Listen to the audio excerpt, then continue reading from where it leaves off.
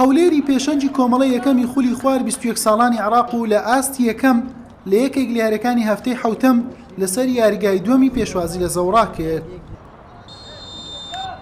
سەرجەم گۆڵەکانی نیوە یەکەم لە ماوەی 5 خولەک تۆمارکران.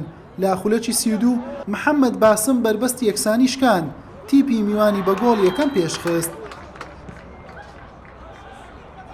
دوو خولەک دواتر عەلی محەممەد ئەنجامەکەی بۆ تیپی سێبەری زەوڕا دوو هێندە لێ کرد. هەولێر زوو جیاوازەکەی کەم کردەوە. لە خولەکی 36 ئیبراهیم خودر گۆڵی یەکەمی بۆ تیپی خوار 21 ساڵانی یانەی هەولێر تۆمار کرد. لە نیوەی دوم هەولێر بە ئامانجی یەکسانکردنەوەی ئەنجامەکە دەستی بە فشارەکانی کرد. لە خولەکی 62 ئەلەن محەممەد لە هەولێر بە کارتی سوور کرایە دەرەوە، بەڵام کەمی ڕێژەی یارزانان نەبووە ڕێگر لە بەردەم ئامانجەکەیان. ئەحمەد ڕیا لە خولەکی 71 گۆڵی دووەم و یەکسانی بۆ هەولێر تۆمار کرد.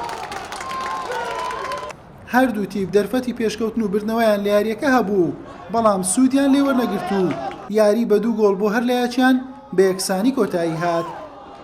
ئاسپاس بخوا لەسەر هەر بارودۆخێک پێویستمان بە سەرکەوتن بوو. ڕاستە دوا کەوتین لە یاریەکە، بەڵام توانیمان بگەڕێینەوە. کارتە سوورەکە کاریگەری هەبوو. سوپاس بخوا. لەسەر یاریگای تیپی میواندار خاڵێک باشە بۆ ئێمە. لە کاتێکدا بە دوو گۆڵ لە پێش بووین، هەولێر یاریزانێکیشی دەرکرا. بە هەر حاڵ سوپاس بخوا.